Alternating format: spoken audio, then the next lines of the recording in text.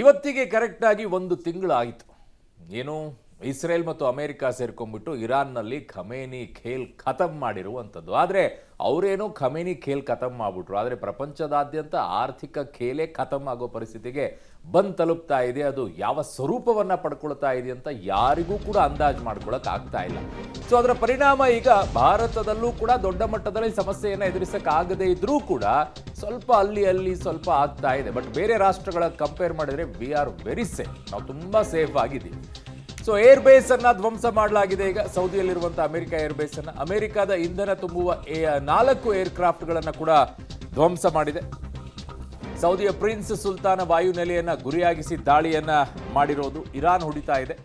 America ವಾಯುಪಡೆಯ KC-135 tanker aircraft ಕೂಡ ನಾಶವಾಗೋಗಿದೆ. ಇರಾನ್ನ ಕ್ಷಿಪಣಿ ಡ್ರೋನ್ ದಾಳಿಯಲ್ಲಿ ಏರ್ಕ್ರಾಫ್ಟ್ ಉಡೀಸ್ ಆಗೋಗಿರೋದು. ಅಮೆರಿಕಕ್ಕೆ ಕೊಡ್ತಾ ಇದೆ ಏಟನ್ನ ಇರಾನ್. ಹಂಗೂ ಹಿಂಗೂ ಕೊಡ್ತಾ ಇಲ್ಲ. ಅಮೆರಿಕ ಮಾತ್ರ ತನ್ನ ಬಳಿ ತುಂಬಾ ಶಸ್ತ್ರಾಸ್ತ್ರಗಳಿವೆ, ತಾನು ಪವರ್ಫುಲ್ ನಂಬರ್ 1 ಇದೆ, ಹೌದು, ಇಲ್ಲ ಅಂತಲ್ಲ. ಬಟ್ ಅದನ್ನ ಪ್ರಯೋಗ ಮಾಡೋಕ್ಕೆ ಈಗ ಆಗ್ತಾ ಇಲ್ಲ. ಕಾರಣ ಅನೇಕ ರಾಷ್ಟ್ರಗಳು ಒತ್ತಡವನ್ನು ಹೇರ್ಕೂತಿವೆ. ಹಾಗಾಗಿನೇ ಅಮೆರಿಕ ಮೊದಲು 48 ದಿನಗಳ ಡೆಡ್ಲೈನ್ ಅನ್ನು ಕೊಡ್ತು, ತದನಂತರ 5 ದಿನಗಳ ಡೆಡ್ಲೈನ್ ಅನ್ನು ಕೊಡ್ತು, ತದನಂತರ 10 ದಿನಗಳ ಡೆಡ್ಲೈನ್ ಅನ್ನು ಕೊಡ್ತು. ಅದರ ನಡುವೆಯೂ ಕೂಡ ದಾಳಿಯನ್ನ ಮುಂದುವರಿಸಿತ್ತು.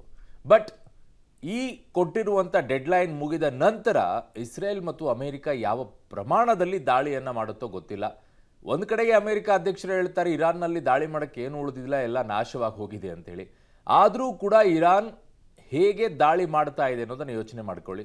ಅವತ್ತೇ ಹೇಳ್ತಾ ಇದ್ದೀನಿ ಈ ವಿಚಾರದಲ್ಲಿ. ಇರಾನ್ನಲ್ಲಿರುವಂಥದ್ದು ಒಟ್ಟು 31 ಪ್ರಾಂತ್ಯಗಳು, ಅದರಲ್ಲಿ 27 ಪ್ರಾಂತ್ಯಗಳಲ್ಲಿ ತನ್ನ ಬೇಸನ್ನು ಇಟ್ಕೊಂಡಿದೆ. ಒಂದೇ ಕಡೆಗೆ ಇಟ್ಕೊಂಡದು ಹೊಡಿತಾ ಇಲ್ಲ. ಎಲ್ಲ ಕಮಾಂಡರ್ಗಳನ್ನು ಫೀಲ್ಡ್ಗಳಲ್ಲಿ 27 ಪ್ರಾಂತ್ಯಗಳಲ್ಲೂ ಕೂಡ ಬೇರೆ ಬೇರೆ ಕಡೆಗಿಟ್ಟಿದ್ದಾರೆ. ಅದರ ರಾಜಧಾನಿಯಲ್ಲಿ ಏನಾದರೂ ಆದರೆ ನೀವೇ ನಿಮ್ಮ ನಿರ್ಧಾರವನ್ನು ತೆಗೆದುಕೊಂಡು ದಾಳಿ ಮಾಡಿ ಅನ್ನುವಂಥದ್ದನ್ನು ಕೊಟ್ಟಿದ್ದಾರೆ. ಸೊ ಹಾಗಾಗಿ ಈ ಗೆರಿಲ್ಲಾ ಯುದ್ಧದಲ್ಲಿ ಯಾವ ಮಟ್ಟಕ್ಕೆ ಇರಾನ್ ಪರಿಣಿತಿಯನ್ನು ಹೊಂದಿದೆ ಅನ್ನುವಂಥದ್ದನ್ನು ನೋಡ್ಬೋದು ನೀವು. ಅಕ್ಕಪಕ್ಕದಲ್ಲಿ ಅಮೆರಿಕ ಹೇಗೆ ದಾಳಿ ಮಾಡಿತ್ತೋ ಅವುಗಳನ್ನೆಲ್ಲ ನೋಡಿ ಪಾಠ ಕಲಿತು ಇರಾನ್ ಈ ರೀತಿಯಾಗಿ ರೆಡಿ ಆದಂಗೆ ಕಾಣಿಸ್ತಾ ಇದೆ. ನನ್ನ ಸಹೋದ್ಯೋಗಿ ಶಬೀರ್ ನನ್ನ ಸಂಪರ್ಕಕ್ಕೆ ಸಿಗ್ತಾ ಇದ್ದಾರೆ. ಶಬೀರ, ಅಮೆರಿಕ ಎಷ್ಟೇ ತಾಳ್ಮೆಯನ್ನ ಇದ್ರೂ ಕೂಡ ಇರಾನ್ ಮಾತ್ರ ತಾಳ್ಮೆಯಿಂದ ಇರಕ್ಕೆ ಬಿಡ್ತಾನೆ ಇಲ್ಲ ಅಂತ ಕಾಣಿಸುತ್ತೆ ಅಲ್ವಾ? ಹೌದು ಅರುಣ್, ನಿರಂತರವಾದಂತಹ ದಾಳಿಗಳನ್ನ ಇರಾನ್ ಮುಂದುವರಿಸ್ತಾ ಇದೆ.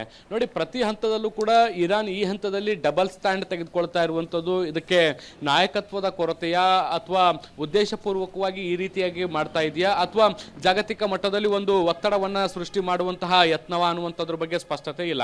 ನೋಡಿ, ಈ ಒಂದು ಕದನ ವಿರಾಮದ ಮಾತುಕತೆ ವಿಚಾರಕ್ಕೆ ಸಂಬಂಧಪಟ್ಟಂತೆ ಒಂದಷ್ಟು ಸಂಧಾನ ಮಾತುಕತೆಗಳೇನು ಆರಂಭ ಆಗಿದ್ದಾವೆ. ಕೆಲವೊಮ್ಮೆ ಅಮೆರಿಕದ ಷರತ್ತುಗಳನ್ನು ಪರಿಶೀಲಿಸ್ತೇವೆ ಅನ್ನುವಂಥದ್ದನ್ನು ಹೇಳುತ್ತೆ, ಮತ್ತೊಮ್ಮೆ ಅಮೆರಿಕದ ಜೊತೆಗೆ ಯಾವುದೇ ಮಾತುಕತೆಗಳಿಲ್ಲ ಅನ್ನುವಂಥದ್ದನ್ನು ಹೇಳುತ್ತೆ.